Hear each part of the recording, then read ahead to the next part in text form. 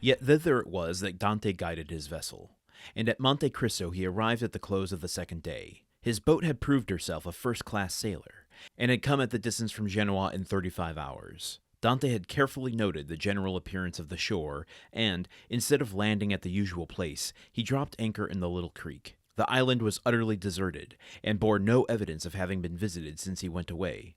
His treasure was just as he left it. Early on the following morning, he commenced the removal of his riches, and ere nightfall, the whole of his immense wealth was safely deposited in the compartments of the secret locker. A week passed by.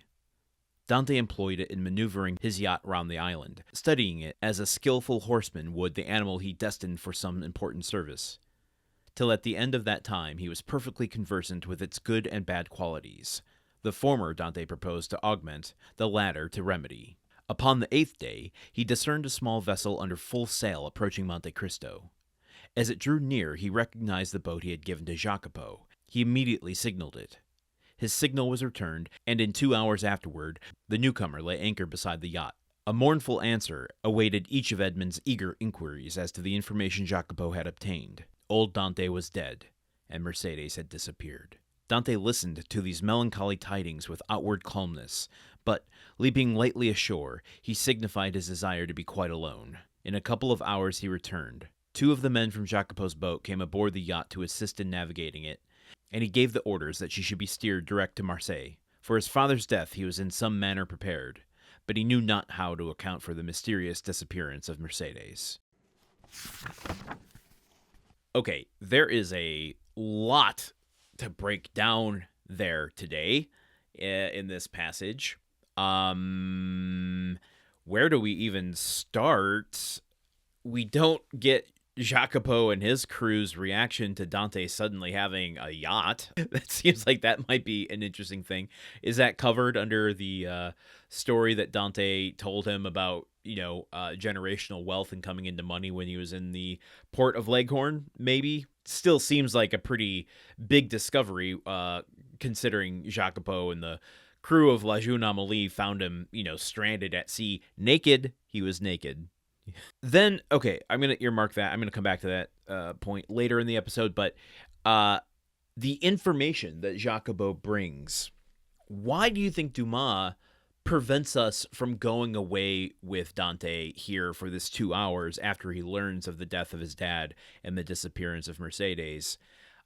He withholds that emotional psychology for Dante. We stay with Jacopo. I mean, we don't even really stay with Jacopo. It's just this is written so quickly, kind of, at a 30,000 foot elevation that we don't know what is going through Dante's head here. And when he comes back, it says that he was ready to deal with the death of his father. He was in some manner prepared, as it says, but he knew not how to account for the mysterious disappearance of Mercédès. What do we take of that?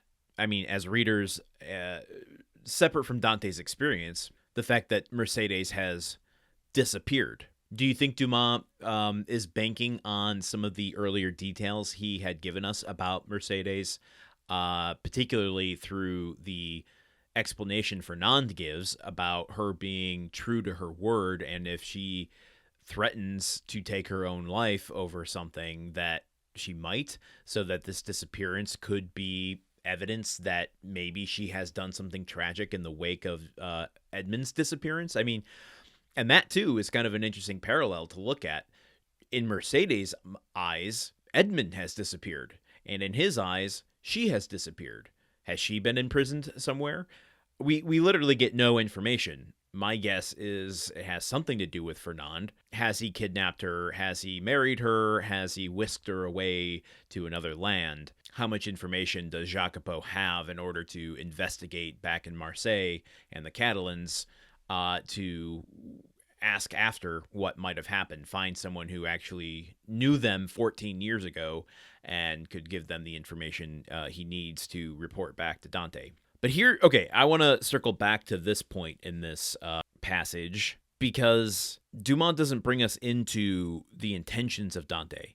And he does this a lot, actually, leaving us to, I don't know if it's just a literary technique, if it's trying to develop some suspense, if he's just like, oh, you're smart enough to figure out what's going on.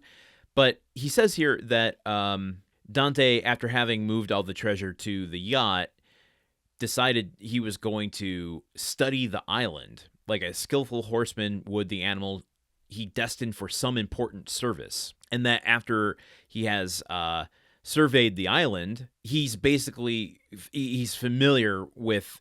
familiar with all of its faults and all of its qualities, and that he's intending to fix its faults and improve upon its good qualities.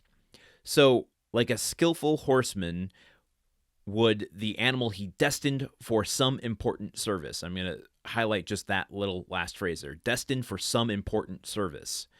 He's looking at this island for some future purpose. This is going to become and remain an important location beyond just where the treasure was stashed. What do we think that Dante's intention is with the island? The Count of Monte Cristo.